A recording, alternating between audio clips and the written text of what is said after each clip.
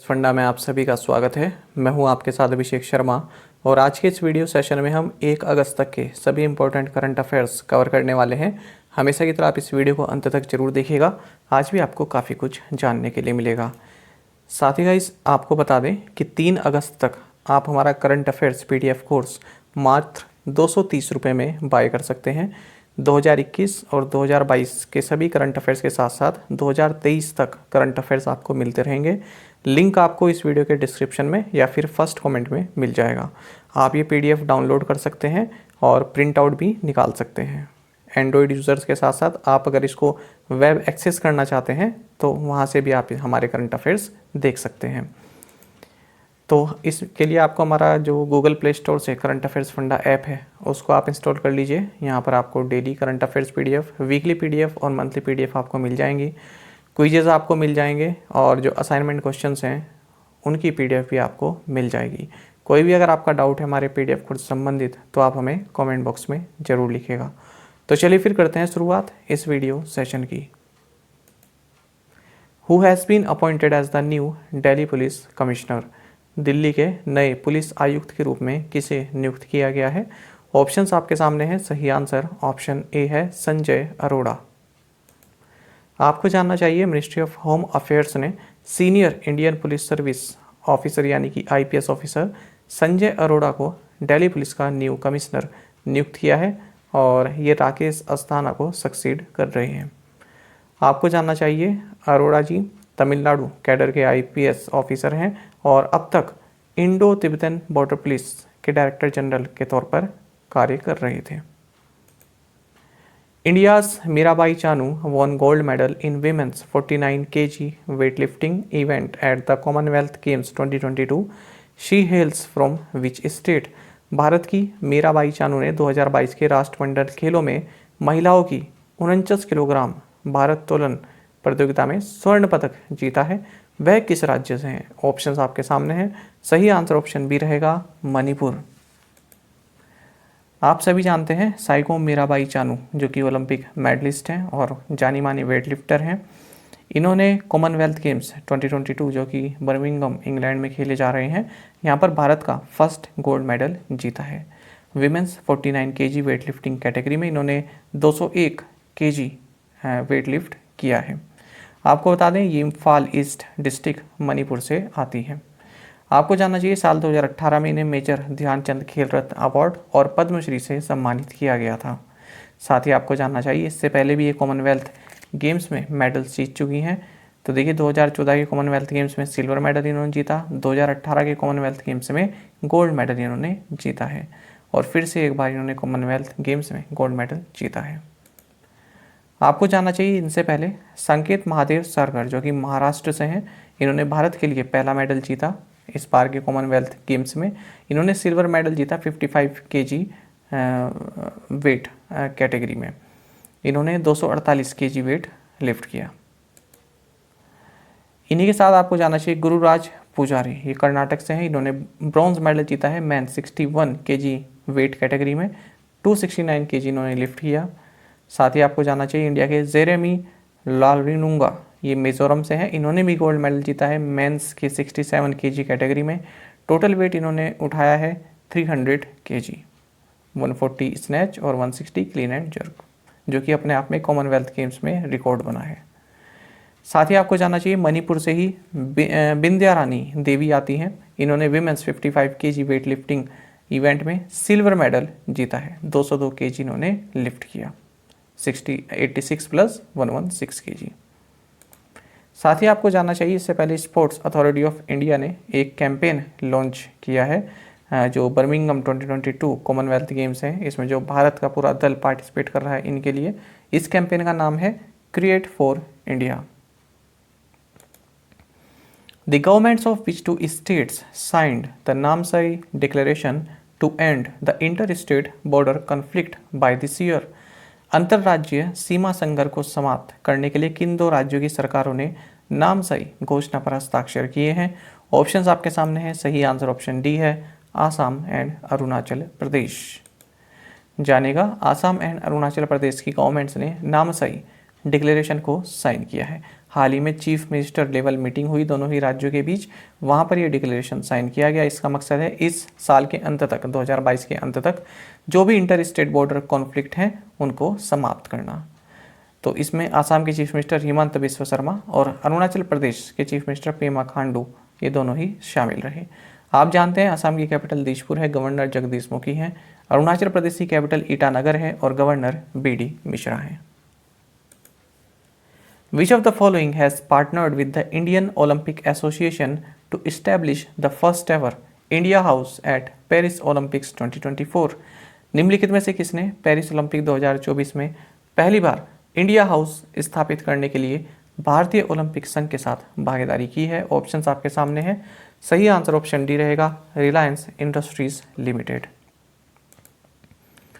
जानिएगा, Reliance Industries Limited ने Indian Olympic Association के साथ एक लॉन्ग टर्म पार्टनरशिप साइन की है, जिसके तहत जो इंडियन एथलीट्स हैं उनकी परफॉर्मेंस में सुधार लाया जाएगा, जो नेशनल स्पोर्ट्स फेडरेशन है उनको सपोर्ट किया जाएगा और अच्छा इंफ्रास्ट्रक्चर स्पोर्ट्स के लिए बनाया जाएगा। और ध्यान में ये रहेगा कि हाँ, फ्यूचर में एक दिन भारत ओलंपिक गेम्स को होस्ट करे। आपको जानना चाहिए इस पार्टनरशिप के तहत भारत पेरिस ओलंपिक्स 2024 में इंडिया हाउस इस्टेब्लिश करेंगे। बाकी आपको जानना चाहिए 2024 पेरिस ओलंपिक्स से पहले 140th जो IOC सेशन रहेगा ये जून 2023 में मुंबई में रहेगा। इंटरनेशनल ओलंपिक कमेटी का जो सेशन रहेगा ये 2023 में मुंबई में होस्ट होगा। साथ ही आपको जानना चाहिए इसी साल मई 2022 में इंडिया का first Olympic values education programme ये भी उड़ीसा में लॉन्च हुआ था। तो ये सभी पॉइंट्स आपके लिए महत्वपूर्ण हैं। Name the union minister of information and broadcasting who released 3 books published by directorate of publications division about the presidents of India and the historic residence in which the president of India resides. केंद्रीय सूचना और प्रसारण मंत्री का नाम बताइए जिन्होंने भारत के राष्ट्रपतियों और भारत के राष्ट्रपति निवास के ऐतिहासिक निवास के बारे में प्रकाशन विभाग के निदेशालय द्वारा प्रकाशित 3 पुस्तकों का विमोचन किया है। ऑप्शंस आपके सामने हैं। सही आंसर ऑप्शन सी रहेगा, अनुराग ठाकुर। जानिएगा, union minister of information and broadcasting Anurag Thakur, इन्होंने डायरेक्टरेट ऑफ पब्लिकेशंस डिवीजन द्वारा पब्लिश की गई 3 पुस्तक लॉन्च की हैं। इन 3 पुस्तक के नाम हैं moods, movements and memories, former president of India 1950 to 2017, a visual history, first citizen, pictorial record of president Ramnath Kovind's term, interpreting geometries, flooring of Rashtrapati Bhavan. आपको जानना चाहिए ये तीनों ही वॉल्यूम्स पब्लिकेशन डिवीज़न द्वारा पब्लिश किए गए हैं और इसमें प्रेसिडेंट ऑफ इंडिया और जो इनका रेजिडेंस है इसके बारे में बताया गया है। इसी के साथ अब टोटल 17 बुक्स हो गई हैं जो प्रेसिडेंट ऑफ इंडिया और इनका जो हिस्टोरिक रेजिडेंस है इससे संबंधित है। During the launch of power sectors revamped distribution sector scheme, PM Narendra Modi inaugurated the 100 megawatt Ramagundam floating solar project in which state. Power sector की पुनरुत्थान वितरण क्षेत्र योजना के शुभारंभ के दौरान PM नरेंद्र मोदी ने किस राज्य में 100 मेगावाट की रामागुंडम फ्लोटिंग सोलर प्रोजेक्ट का उद्घाटन किया है? ऑप्शंस आपके सामने हैं। सही आंसर ऑप्शन सी है, तेलंगाना। आपको जानना चाहिए प्राइम मिनिस्टर नरेंद्र मोदी ने मिनिस्ट्री ऑफ पावर की रिवैम्प्ड डिस्ट्रीब्यूशन सेक्टर स्कीम को कंदुकुर विलेज जो कि रंगारेड्डी डिस्ट्रिक्ट तेलंगाना में है यहाँ लॉन्च किया है। और ये जो स्कीम है इसका टोटल बजट रहेगा 3 लाख करोड़ रुपीज़ और 5 साल तक का इसका पीरियड है। फिजिकल ईयर 2021 से 2022 से फिजिकल ईयर 2025-26 2021-22 से 2025-26 तक। आपको बता दें इस स्कीम का मकसद है कि जो डिस्कॉम्स हैं, जो डिस्ट्रीब्यूटेड कंपनीज हैं, पावर डिस्ट्रीब्यूशन कंपनीज हैं, उनको फाइनेंशियल असिस्टेंस प्रोवाइड कराना ताकि वो अपना जो डिस्ट्रीब्यूशन इंफ्रास्ट्रक्चर है उसको मॉडर्नाइज कर सकें, उसको स्ट्रेंथन कर सकें। साथ ही आपको जानना चाहिए कि PM नरेंद्र मोदी ने NTPC के लगभग 5200 करोड़ रुपए से ज़्यादा तक के ग्रीन एनर्जी प्रोजेक्ट्स की भी आधारशिला रखी है। इन्होंने तेलंगाना में 100 मेगावाट का रामागुंडम फ्लोटिंग सोलर प्रोजेक्ट इसको इनोग्रेट किया। साथ ही केरल में 92 मेगावाट का कायमकुलम फ्लोटिंग सोलर प्रोजेक्ट इसका भी उद्घाटन किया है। साथ ही इन्होंने आधारशिला भी रखी है कुछ प्रोजेक्ट्स की, उनको भी देख लेते हैं। राजस्थान में 735 मेगावाट का नोक सोलर प्रोजेक्ट, लेह में ग्रीन हाइड्रोजन मोबिलिटी प्रोजेक्ट और गुजरात में Kawas green hydrogen blending with natural gas project. इन सभी की आधारशिला भी रखी है। अब आपको इनके बारे में थोड़ा ये भी जान लेना चाहिए कि जो रामागुंडम प्रोजेक्ट है ये इंडिया का largest floating solar PV project है, और जो कयमकुलम प्रोजेक्ट है जिसके बारे में हमने यहाँ पर बात की, ये second largest floating solar PV project है भारत का। इसके अलावा जो 735 मेगावाट का सोलर पीवी प्रोजेक्ट है नोक जैसलमेर राजस्थान में, इंडिया का largest domestic content requirement based solar project है with 1000 megawatt peak at single location. साथ ही आपको जानना चाहिए जो लेह लद्दाख में ग्रीन हाइड्रोजन मोबिलिटी प्रोजेक्ट है, ये first deployment of fuel cell electric vehicles for public use in India है। बाकी आपको ये भी जानना चाहिए जो एनटीपीसी कावास गुजरात में green hydrogen blending pilot project है, ये इंडिया का first green hydrogen blending project रहेगा। तो देखिए जिनकी भी आधारशिला रखी है सभी कहीं ना कहीं भारत के फर्स्ट हैं, तो इसलिए महत्वपूर्ण है। बाकी आपको जानना चाहिए प्राइम मिनिस्टर नरेंद्र मोदी ने नेशनल सोलर रूफटॉप पोर्टल भी लॉन्च किया है, और उज्जवल भारत उज्जवल भविष्य पावर एट 2047 देखिए ये भी मनाया गया 25 से 30 जुलाई के बीच में। The ministry of port shipping and waterways observed Chabahar day on which day, बंदरगाह नौवहन और जलमार्ग मंत्रालय ने किस दिन चाबहार दिवस मनाया है। ऑप्शंस आपके सामने है, सही आंसर ऑप्शन डी है, जुलाई 31।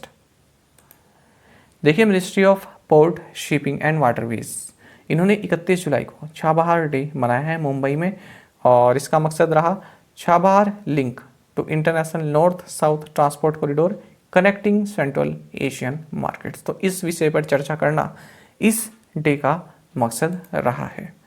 आपको जानना चाहिए भारत का जो इंडिया पैसिफिक विजन है, जिसके तहत भारत चाहता है कि यूरेशिया को इंडियन ओशन रीजन से कनेक्ट किया जाए, तो उसके लिए चाबहार पोर्ट एक महत्वपूर्ण कड़ी है, एक महत्वपूर्ण स्तंभ है। आपको INSTC के बारे में जानना चाहिए, यानी कि international north south transport corridor, जिसके बारे में हमने यहाँ पर बात की ऊपर। तो देखिए ये एक भारत का विज़न है जिसके तहत भारत चाहता है कि जो शिपमेंट जाती है भारत से, तो वो रशिया, यूरोप और सेंट्रल एशियन मार्केट में पहुँचने में ज़्यादा समय ना ले। आपको जानना चाहिए चाबहार पोर्ट ये ईरान में स्थित है। बाकी आपको जानना चाहिए जो international north south transport corridor है, तो इसका मकसद है इंडिया और रशिया के बीच में ट्रेड को बढ़ाना। 7200 किलोमीटर लॉन्ग ये कॉरिडोर रहेगा। रोड्स, शिप्स और रेलवे सभी इसमें शामिल रहेंगे, और ये जो रूट है ये इंडिया और रशिया को ईरान और अजरबैजान के थ्रू कनेक्ट करता है। आपको बता दें इंडिया, रशिया और ईरान इसके फाउंडिंग मेंबर्स हैं, और ये जो एग्रीमेंट है साल 2002 में साइन किया गया था। 13 मेंबर स्टेट्स हैं इस INSTC प्रोजेक्ट के, India, Iran, Russia, Azerbaijan, Armenia, Kazakhstan, Belarus, Tajikistan, Kyrgyzstan, Oman, Turkey, Syria and Ukraine. Bulgaria जो है इसमें ऑब्जर्वर स्टेट है। First Khelo India fencing women's league started at which place, पहली खेलो इंडिया फेंसिंग वीमेन लीग का आयोजन स्थल क्या रहा। ऑप्शंस आपके सामने है, सही आंसर ऑप्शन सी रहेगा, न्यू दिल्ली। आपको जानना चाहिए कि Talkatora indoor stadium new Delhi में first Khelo India fencing women's league start हुई है, और इसमें जो Tokyo Olympian and target Olympic podium scheme athlete Bhavani Devi ये भी इसमें शामिल रही। ये तमिलनाडु राज्य को रिप्रेजेंट कर रही हैं। आपको बता दें ये 3 फेजेज में होना है, तो पहला फेज़ तो न्यू दिल्ली में होगा, चल ही रहा है, और दूसरा फेज़ भी न्यू दिल्ली में ही, और जो फाइनल फेज़ है वो पटियाला में होगा। As per the IAMAI report titled Internet in India, there will be million internet users in India by 2025। IAMAI की रिपोर्ट इंटरनेट इन इंडिया के अनुसार 2025 तक भारत में कितने मिलियन इंटरनेट उपयोगकर्ता होंगे। ऑप्शंस आपके सामने हैं, सही आंसर ऑप्शन सी है, 900 मिलियन। आपको जानना चाहिए इंटरनेट इन इंडिया ये report internet and mobile association of India IAMAI द्वारा जारी की गई है। इसमें बताया गया है कि 346 मिलियन इंडियंस ये ऑनलाइन ट्रांजैक्शंस करते हैं, जिसमें कि ई-कॉमर्स शामिल है और डिजिटल पेमेंट्स शामिल है। इन्होंने ये भी कहा है कि कोरोना वायरस पेंडेमिक के दौरान ये जो ऑनलाइन ट्रांजैक्शंस हैं इनमें इजाफा देखने के लिए मिला है। तो 2019 तक तो 230 बिलियन ऑनलाइन ट्रांजैक्शंस होते थे, लेकिन कोविड पेंडेमिक के कारण 51% इंक्रीज इनमें देखने के लिए मिला है पिछले 2 सालों में। साथ ही अगर हम बात करें सबसे ज़्यादा इंटरनेट यूज़र्स की एक्टिविटीज़ क्या रही हैं, तो सोशल मीडिया फर्स्ट सबसे ज़्यादा जो एक्टिविटी है जो भारत में इंटरनेट यूज़र्स करते हैं वो सोशल मीडिया यूज़ करते हैं, फिर है इंटरटेनमेंट और फिर है कम्युनिकेशंस। एट प्रेजेंट इन्होंने बताया है कि 992 मिलियन एक्टिव इंटरनेट यूज़र्स हैं इंडिया में, जिनमें कि 351 मिलियन रूरल इंडिया से हैं और 341 अर्बन इंडियन हैं। साथ ही इस रिपोर्ट ने भी बताया कि 2025 तक इंटरनेट यूज़ करने वाले जो इंडियंस की संख्या है वो 900 मिलियन हो जाएगी। Bharti group backed OneWeb and which other company agreed to an all-share merger, one that would make Bharti the single largest shareholder of that company। पूछ रहा है कि भारतीय समूह समर्थित OneWeb और कौन सी अन्य कंपनी ऑल शेयर विलय के लिए सहमत हुई है जो भारती को उस कंपनी का सबसे बड़ा शेयर धारक बना देगा। ऑप्शंस आपके सामने हैं, सही आंसर ऑप्शन डी है यूटेल सेट। जानिएगा, देखिए फ्रांस की उपग्रह परिचालक कंपनी है यूटेल सेट और भारतीय समूह समर्थित OneWeb, इनके जो प्रमुख शेयर धारक हैं इन्होंने विलय के लिए एक समझौता किया है। ये समझौता पूरी तरह से शेयरों के लेन देन के जरिए किया जाएगा। आपको बता दें ये विलय पूरा होने के बाद जो एंटिटी बनेगी, जो नया उद्यम बनेगा, उसमें भारतीय समूह की सबसे अधिक हिस्सेदारी होगी और इस सौदे से OneWeb का जो मूल्यांकन है, यानी कि जो इसकी जो ट्रांजैक्शन वैल्यू है वो 3.4 बिलियन होगा। ठीक है, तो मतलब 3.4 अरब डॉलर बैठता है, 3.4 बिलियन US डॉलर होगा।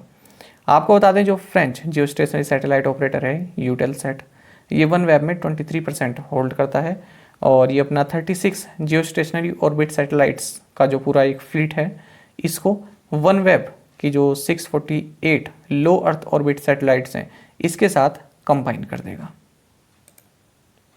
बाकी आपको जानना चाहिए OneWeb ने इंडिया का जो टेलीकॉम डिपार्टमेंट है उससे GMPCS भी रिसीव्ड कर लिया है। ये क्या है? Global mobile personal communication by satellite licence, ये इसने रिसीव कर लिया है।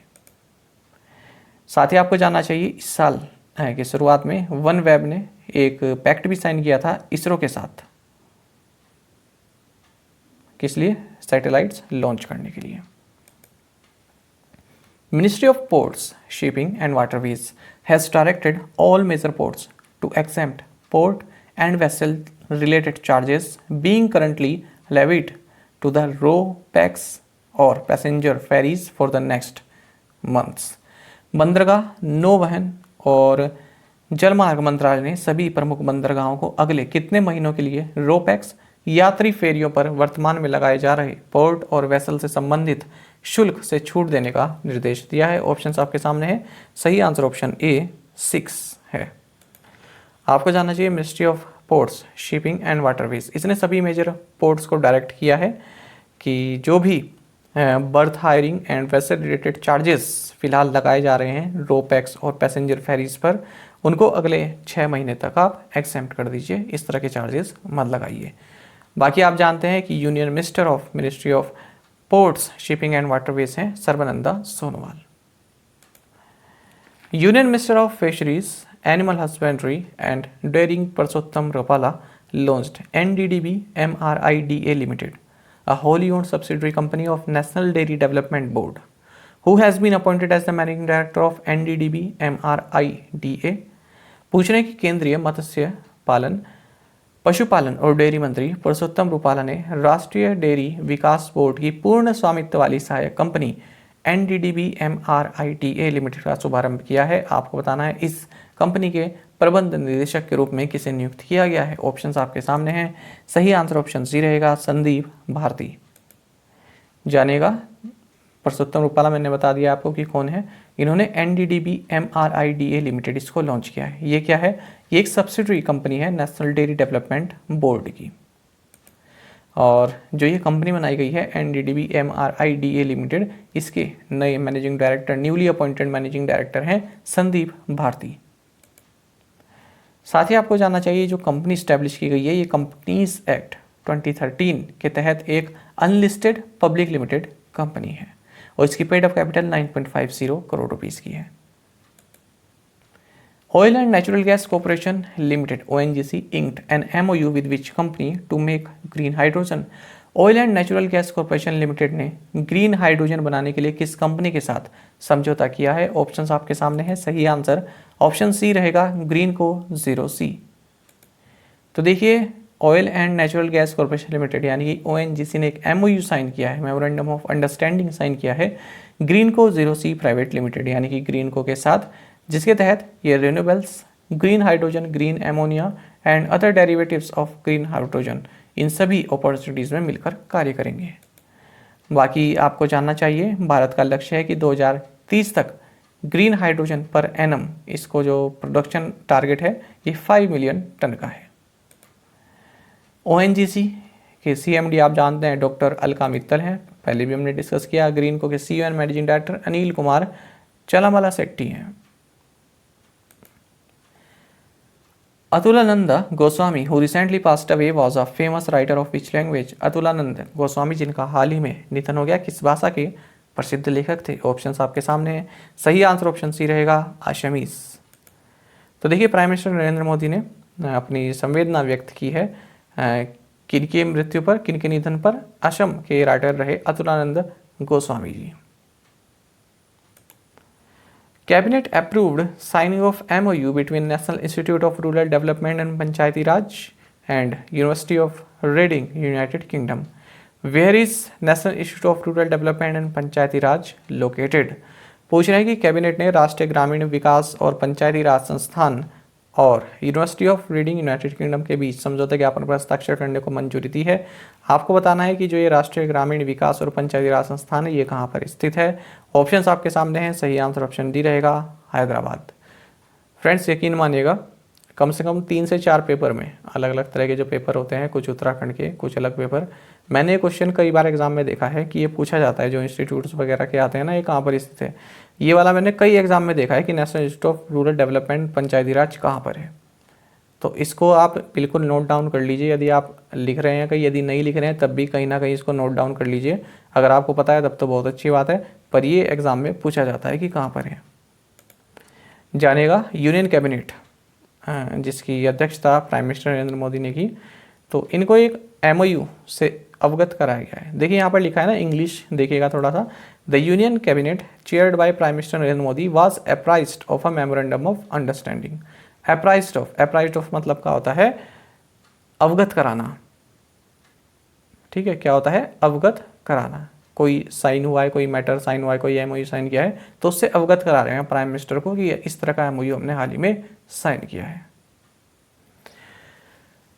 तो देखिए, एक MOU साइन किया गया एग्रीकल्चर के फील्ड में और रूरल डेवलपमेंट के फील्ड में। ये किया गया national institute of rural development Panchayati Raj और university of Reading United Kingdom के बीच में। बाकी आपको जानना चाहिए कि जो national institute of rural development and Panchayati Raj है ये हैदराबाद, तेलंगाना में स्थित है। The union cabinet approved the revival package of BSNL amounting to rupees. केंद्रीय मंत्रिमंडल ने कितनी राशि के BSNL पुनरुद्धार पैकेज को मंजूरी दे दी है? ऑप्शंस आपके सामने हैं। सही आंसर ऑप्शन ए रहेगा, 1.64 लाख करोड़ रुपीज़। देखिए, BSNL को फाइनेंशियल रिवाइवल बनाने के लिए यूनियन कैबिनेट ने एक रिवाइवल पैकेज लॉन्च किया है BSNL के लिए, जिसकी कीमत है 1.64 लाख करोड़ रुपीज़। बाकी आपको जानना चाहिए, गवर्नमेंट ने भारत ब्रॉडबैंड नेटवर्क लिमिटेड और BSNL के मर्ज की बात भी कही है। साथ ही आपको जानना चाहिए कि जो भी इस तरह के विलेजेस हैं यहाँ पर 4G कनेक्टिविटी नहीं है, तो वहाँ उनके लिए, उन विलेजेस में 4G कनेक्टिविटी प्रोवाइड कराने के लिए 26,316 करोड़ रुपीज़ भी अप्रूव कर दिए गए हैं, जिसके तहत 24,680 जो अनकवर्ड विलेजेस हैं, जो रिमोट और डिफ़िकल्ट एरियाज़ हैं, यहाँ पर इन्हें 4G मोबाइल सर्विसेज प्रोवाइड कराई जाएगी। बाकी BSNL के बारे में आपको जानना चाहिए, CMD प्रवीण कुमार पुरवर हैं, हेडक्वार्टर्स न्यू दिल्ली में है। Which state has back the first prize at the national family planning summit 2022 New Delhi. राष्ट्रीय परिवार नियोजन शिखर सम्मेलन 2022 नई दिल्ली में किस राज्य ने प्रथम पुरस्कार प्राप्त किया? सही आंसर ऑप्शन सी मेघालय है। जानिएगा मेघालय, इसने नेशनल फैमिली प्लानिंग समिट 2022 में फर्स्ट प्राइज प्राप्त किया है। और किस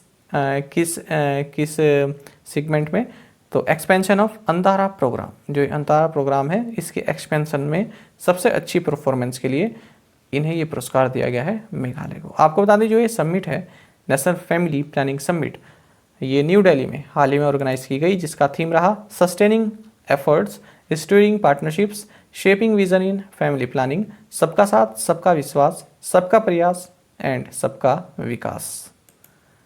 बाकी आपको जानना चाहिए, इसी आर्टिकल में भी बताया गया था कि 1952 में भारत पहली कंट्री बना था जिसने national programme for family planning launch किया था। आप एसएससी का एग्ज़ाम दे लीजिए, स्टेट के कोई एग्ज़ाम होते हैं, वनडे एग्ज़ाम, वो दे लीजिए, या फिर पीसीएस एग्ज़ाम दे लीजिए। ये वाला क्वेश्चन भी कई बार पूछा जाता है कि national programme for family planning ये भारत में कब लॉन्च हुआ था, किस वर्ष लॉन्च हुआ था? आंसर 1952 है।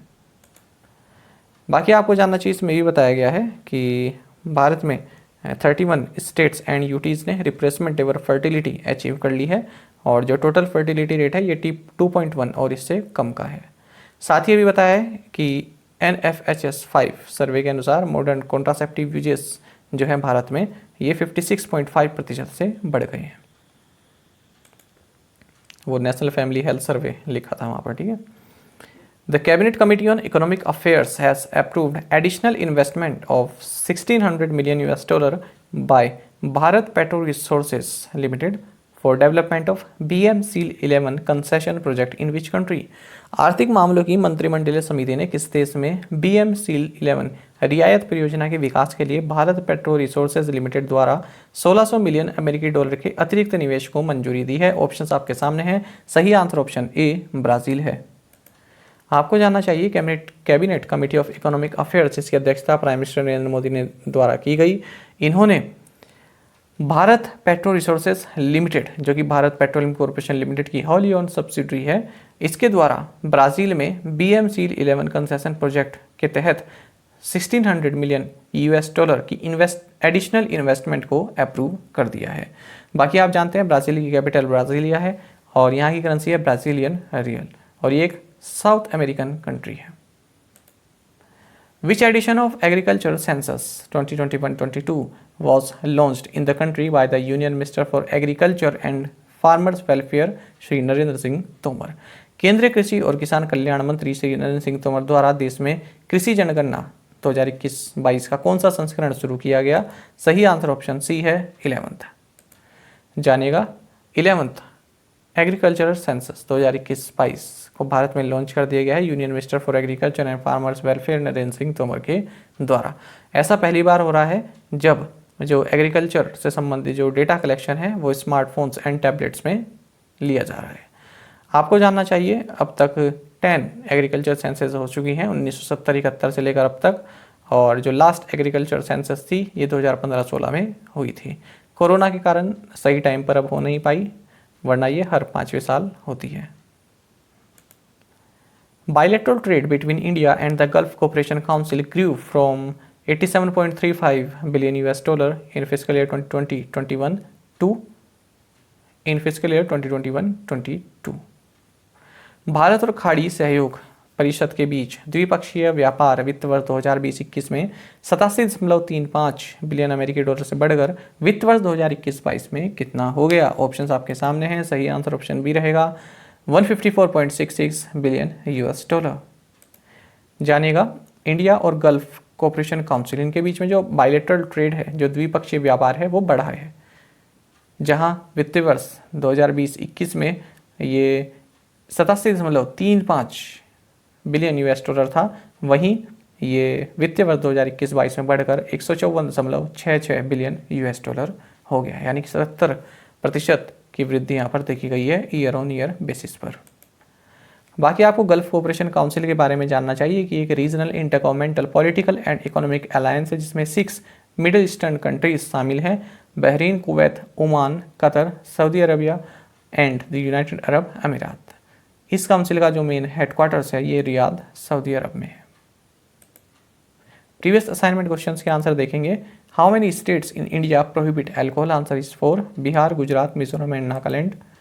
Draupadi Murmu hails from which district in Odisha? Mayurbhanj. When was the first event of the Commonwealth Games held? 1930 in the Canadian city of Hamilton. MONUSCO is a United Nations peacekeeping operation in which country? Democratic Republic of Congo. Integrated Child Development Scheme was launched in which year? 1975, October 2nd. The National League for Democracy is a political party from which country? Myanmar. Information and Broadcasting Minister Anurag Thakur stated that in 2021-22 the government blocked 94 YouTube channels, 19 social media accounts and 747 uniform resource locators engaged in anti-India activities। और आप में से कई students ने बिल्कुल सही answer दिया है, इसी तरह से आप पार्टिसिपेट करते रहें। आज के असाइनमेंट क्वेश्चंस देखेंगे। What is Nairobi fly seen in news recently? Kargil Vijay Diwas is celebrated on which day? National Mountain Climbing Day is celebrated on which day? System Administrator Appreciation Day is celebrated on which day? India has set a target of billion US in bioeconomy by 2030. India has set a target of 140 million ton raw coking coal production by which year? Which tiger reserve in India played host for National Global Tiger Day celebrations 2022? Which digital agency has announced the launch of its new branded content vertical RevUp? तो देखिए, जो ये 5th और 6th question है, इस तरह के question बहुत पूछे जाते हैं, इनके आंसर तो आप जरूर से दीजिएगा। जो ये टारगेट वाले होते हैं ना, ये आप जरूर दीजिएगा और कोशिश तो वैसे कीजिएगा सभी क्वेश्चंस के आंसर आप हमें कमेंट बॉक्स में बताएं। साथ ही करंट अफेयर्स फंडा को आप टेलीग्राम पर भी ज्वाइन कर सकते हैं। यहाँ पर रेगुलर वीडियो अपडेट्स और करंट क्विज हम आप सभी के लिए डालते रहते हैं। साथ ही डिस्कशन ग्रुप में आप किसी भी क्वेश्चन का सॉल्यूशन पा सकते हैं। दोस्तों, यहाँ पर हमारे करंट अफेयर्स की प्लेलिस्ट दी गई है, इसको आप जरूर देखें और अपने दोस्तों के साथ, फेलो एस्पिरेंट के साथ हमारे करंट अफेयर्स को शेयर जरूर करें। आज का ये सेशन आपको कैसा लगा कमेंट बॉक्स में जरूर बताइएगा। Thank you guys.